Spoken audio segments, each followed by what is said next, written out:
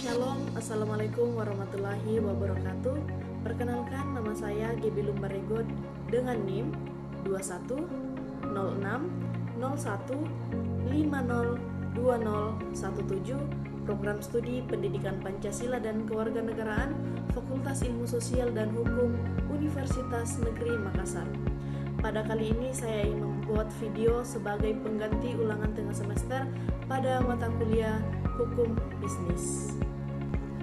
Baik, adapun 5 pokok pembahasan pada video kali ini. Yang pertama ada pengertian hukum bisnis, yang kedua tujuan hukum bisnis, yang ketiga fungsi hukum bisnis, yang keempat ada ruang lingkup hukum bisnis, dan yang terakhir atau yang kelima ada sumber dari hukum bisnis itu sendiri.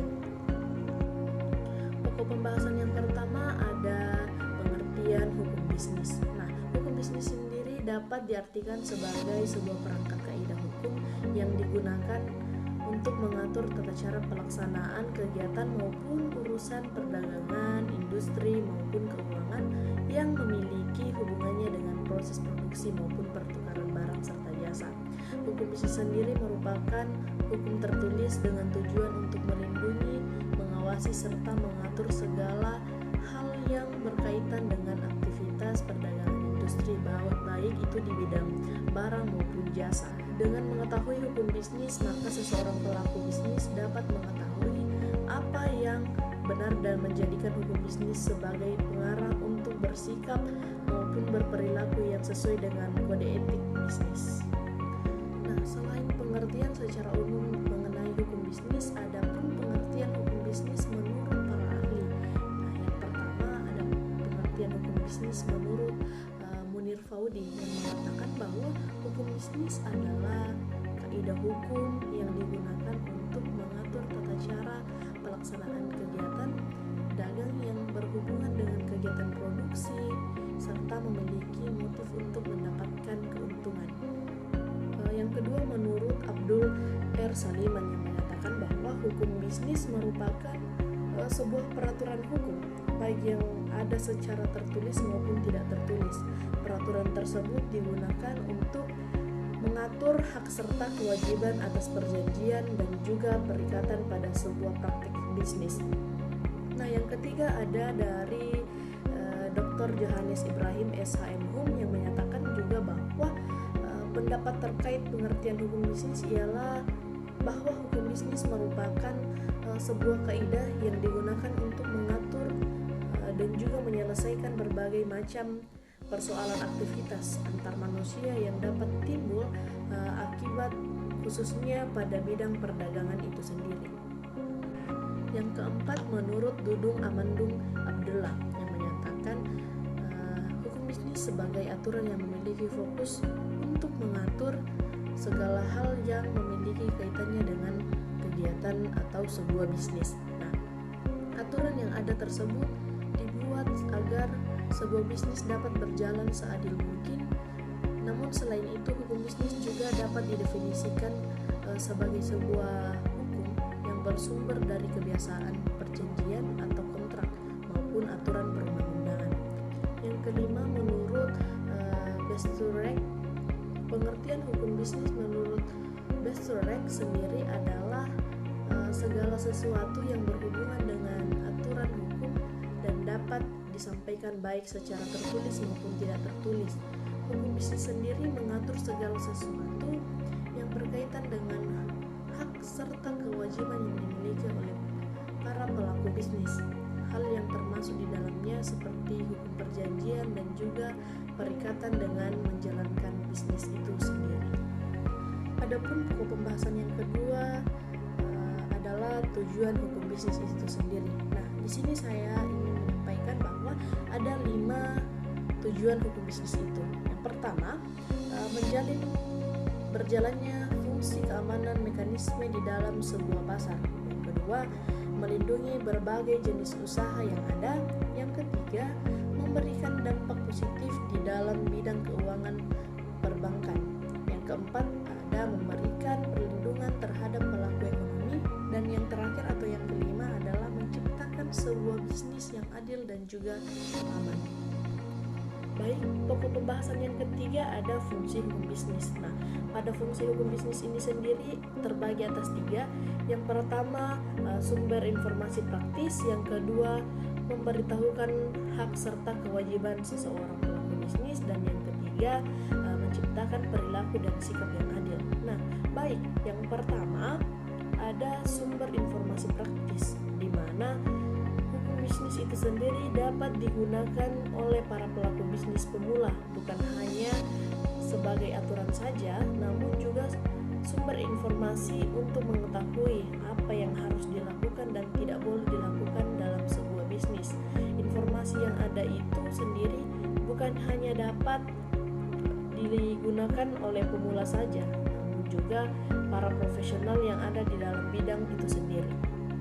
Fungsi yang kedua ada memberitahu hak serta kewajiban seorang pelaku bisnis, di mana dengan adanya hukum bisnis ini dapat dijadikan sebagai arah bagi para pebisnis untuk lebih memahami aturan-aturan apa saja yang ada di dalam menjalankan sebuah bisnis, khususnya bagi para pebisnis yang masih baru atau baru saja memulai bisnisnya, di mana seringkali tidak mengetahui apa yang harus menjadi hak mereka dan apa yang harus mereka lakukan dalam menjalankan sebuah bisnis itu.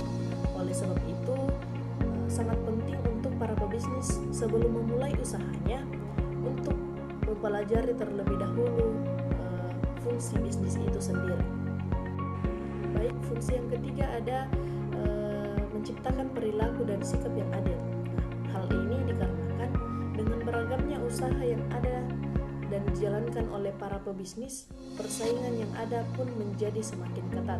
Oleh sebab itu, tidak sedikit pula pebisnis menggunakan berbagai cara curang untuk lebih unggul di pasaran. Namun terdapat pula bisnis yang dijalankan dengan mengikuti hukum bisnis yang ada secara sehat, adil, dan juga dinamis. Dengan adanya hukum bisnis ini, para pelaku bisnis didorong untuk menjalankan aktivitas bisnis mereka dengan adil dan sehat, di mana jika mereka tidak mengikuti hukum bisnis yang ada, maka akan mendapatkan sanksi sesuai dengan aturan yang telah berlaku. Nah, kemudian ada pun asas-asas hukum bisnis. Nah, di sini ada 7 asas hukum bisnis yang akan saya sampaikan. Yang pertama ada asas manfaat, dan yang kedua asas keadilan serta pemerataan yang berkemanusiaan. Asas yang ketiga asas keseimbangan, keserasian serta keselarasan dalam peri kehidupan. Keempat, asas kemandirian yang berwawasan kebangsaan. Kelima, asas usaha bersama maupun kekeluargaan. Yang keenam, asas demokrasi ekonomi. Dan yang terakhir atau yang ketujuh adalah asas membangun tanpa merusak lingkungan itu sendiri. Nah, pokok pembahasan yang keempat ada ruang lingkup hukum bisnis. Nah, seperti yang kita ketahui banyak sekali ruang lingkup hukum bisnis itu sendiri. Nah, yang termasuk di dalamnya adalah berbagai bentuk badan usaha seperti PT, CV, dan farma. Kemudian kontrak bisnis, perusahaan ke publik, pasar modal, jual beli perusahaan, kepailitan dan likuidisasi, merger, konsolidasi dan akuisisi, kekreditan dan pembiayaan, jaminan hutang, berbagai surat berharga, ketenagakerjaan maupun perburuan, hak kekayaan intelektual industri, persaingan usaha yang tidak dapat atau tidak sehat melanggani monopoli, perlindungan kepada seorang konsumen, distribusi serta agen, perpajakan, asuransi, hukum pengangkutan darat, laut maupun udara, perlindungan serta jaminan kepastian hukum bagi para pengguna, teknologi serta pemilik teknologi, hukum perindustrian maupun industri pengolahan, hukum kegiatan perusahaan multinasional yang di dalamnya meliputi berbagai kegiatan ekspor dan juga impor, hukum kegiatan pertambangan, hukum kegiatan perbankan serta surat berharga, hukum real estate, perumahan dan juga bangunan, hukum perjanjian internasional maupun perdagangan internasional. Yang terakhir ada hukum tindak pidana terkait pencucian uang itu sendiri. Nah, selain dari ruang lingkup hukum bisnis, ada pun berbagai prinsip umum pada hukum bisnis itu sendiri. Nah, yang pertama ada prinsip otonomi. Prinsip yang pertama ini adalah di mana seseorang yang berada di dalam bidang bisnis yang otonom memiliki kesadaran penuh mengenai apa yang menjadi kewajibannya di dalam dunia bisnis. Nah, di mana hal yang ia lakukan juga sebelumnya sudah dengan baik dan matang dipikirkan dan dipertimbangkan terlebih dahulu. Yang kedua ada prinsip kejujuran, adalah sebuah bisnis di mana akan bisa bertahan dengan lama jika didasari dengan nilai kejujuran, di mana nilai ini menjadi modal utama dalam memperoleh trust atau kepercayaan dari mitra bisnis dan berbagai pihak yang terlibat, baik dalam hal komersial, material maupun moral. Adapun prinsip yang ketiga adalah prinsip keadilan, di mana prinsip keadilan ini memiliki tuntutan agar setiap orang yang ada diperlakukan secara objektif atau sesama berdasarkan aturan yang ada melalui kriteria yang rasional serta dapat dipertanggungjawabkan.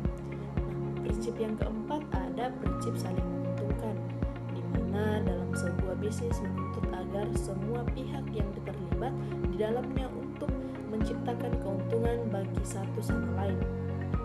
Prinsip ini saling menguntungkan juga pada dunia bisnis menuntut agar setiap persaingan bisnis yang ada untuk dapat menciptakan sebuah situasi di mana semua pihak tidak ada yang dirugikan sama sekali.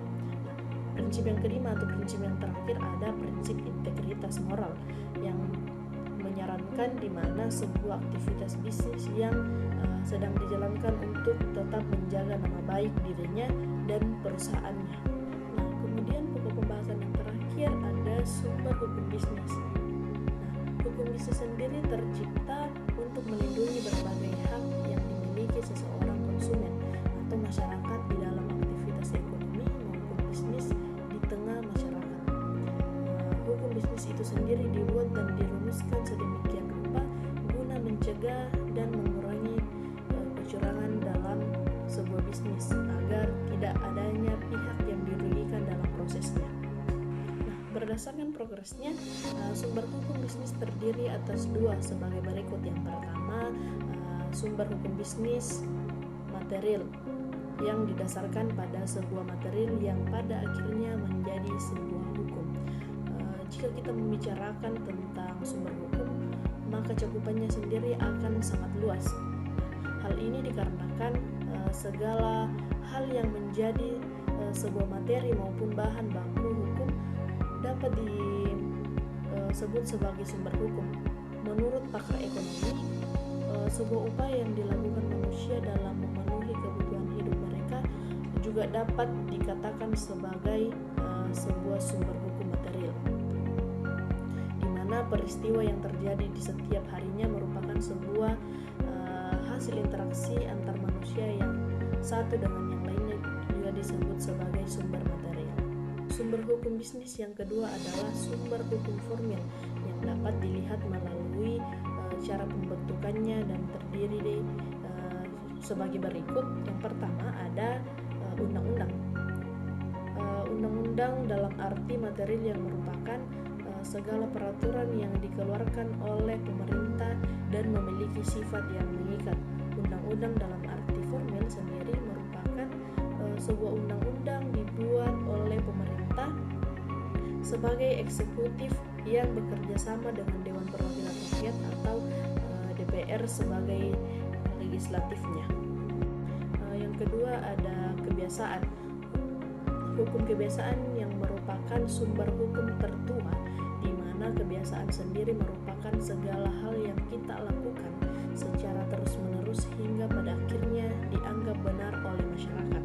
Namun segala kebiasaan yang ada sendiri dapat menjadi hukum kebiasaan, di mana agar sebuah kebiasaan dapat menjadi sebuah hukum jika sebuah perbuatan yang berulang-ulang dilakukan dalam periode waktu yang lama berhenti. adapun yang ketiga ada traktat, yang dimana diartikan sebagai sebuah perjanjian internasional yang memiliki sifat bilateral, regional, ataupun sebuah perjanjian yang memiliki sifat multilateral. Mungkin sekian yang bisa saya sampaikan mengenai pengertian, fungsi, tujuan, ruang lingkup, dan sumber hukum bisnis pada video kali ini. Kurang dan lebihnya mohon dimaafkan. Terima kasih sudah menonton video. Shalom. Assalamualaikum warahmatullahi wabarakatuh.